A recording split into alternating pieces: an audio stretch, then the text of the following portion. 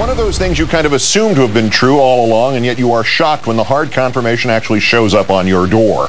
Our fourth story tonight from the former White House press secretary himself, word that the Bush White House routinely sent, and as far as we know still sends, literal talking points to Fox News for its primetime propagandists, Bill O'Reilly, Sean Hannity, and the others, to spout as if ventriloquist dummies, as if they had thought of it themselves, as if they had come to those opinions independently, as if there had been a process that was either fair or balanced. Former Bush Press Secretary Scott McClellan appearing this evening on MSNBC's Hardball ripped once and for all the fig leaf off the Fox News claim of fairness, of integrity, ending, one would hope forever, the debate over whether a government has really used private media as a propaganda outlet. Some of the wrong judgments.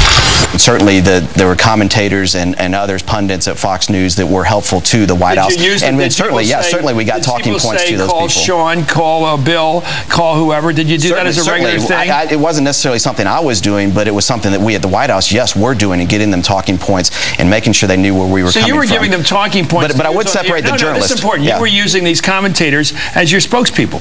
Well, certainly. I mean, certainly. I think that happens to both ways when people go on other networks as well that are favorable towards the Democrats and so forth. Nobody's ever fed me any crap like that, so I don't know what you're talking about. Well, you're an independent-minded guy. Thank you. Yeah. But aren't you a little embarrassed by the fact that your White House used a television network which is purportedly fair and balanced as your mouthpiece? I think everybody in this town uses people that are going to be helpful to their cause to try to shape the narrative to their advantage. Again, I would separate the journalists, because the journalists that I worked with were people just like the rest of the White House press corps who were trying to report the news. You wouldn't use Fred Hume as somebody to sell stuff for, but you'd use the nighttime guys. Yeah, I would separate that out, and certainly, you know, and then they'll say that that's because they agree with those views in the White House.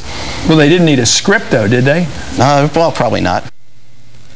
That Rupert Murdoch put neocons on the air under the leadership of GOP operative Roger Ailes is no secret, but Fox has always maintained, with more or less a straight face, that it was striving for some sort of journalistic objectivity. Over the phone tonight, Scott McClellan told us it was done frequently, especially on high-profile issues, and Countdown asked whether Fox ever gave the White House its desired results. Scott said yes.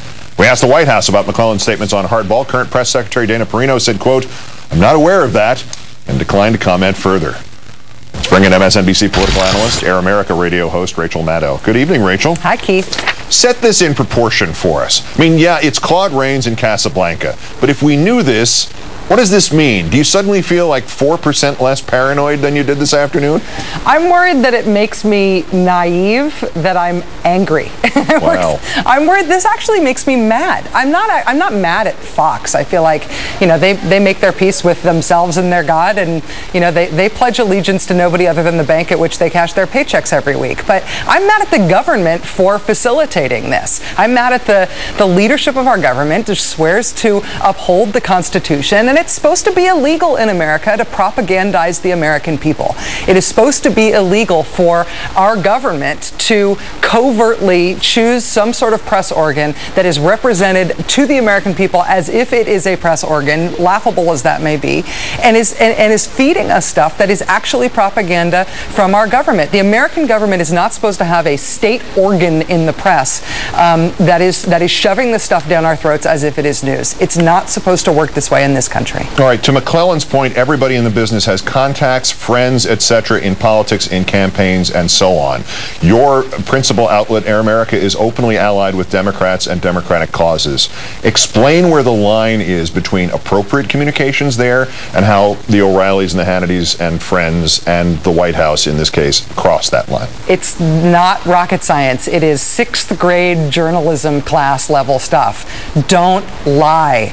Be transparent about what it is that you're doing. If you got a statement from the White House, you say, we got a statement from the White House about this today. If you got a statement from the McCain campaign or from the Obama campaign or from your Aunt Millie, you say, Aunt Millie, John McCain, or Barack Obama told us this today. It doesn't even sound bad when you put it that way. You just have to be transparent about where your content comes from. Don't lie. Don't be Pravda. The fact that the White House paid people to echo its opinions and the Pentagon uploaded its own opinions to military guests, and comedian Rush Limbaugh described himself as a water carrier, expressed relief after the midterms in 2006 that he could stop carrying water for the undeserving. But now Fox. Does anyone actually believe the right-wing stuff they spout, or are all they doing just sort of making a buck to keep the masses hypnotized?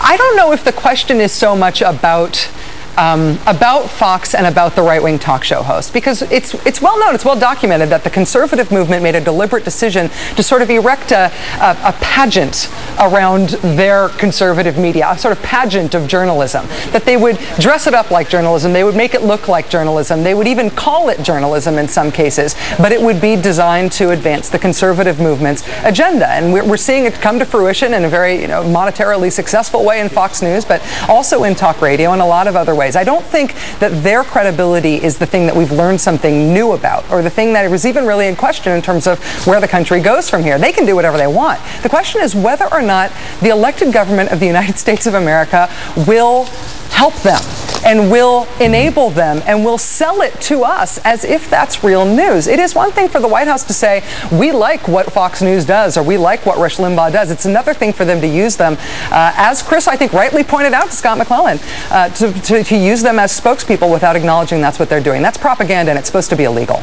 There you go. Just for the record, the White House declined to comment. We're expecting Dana Perino is probably waiting for somebody to write her some talking points. They transferred us to Fox. Fox did not return our call. So just for the record, and I wrote all that myself. Rachel Maddow of MSNBC and Air America. Thanks, Rach. Have a good weekend. You too, Keith. Thank you. A purpose pitch so far off its purpose that it hit a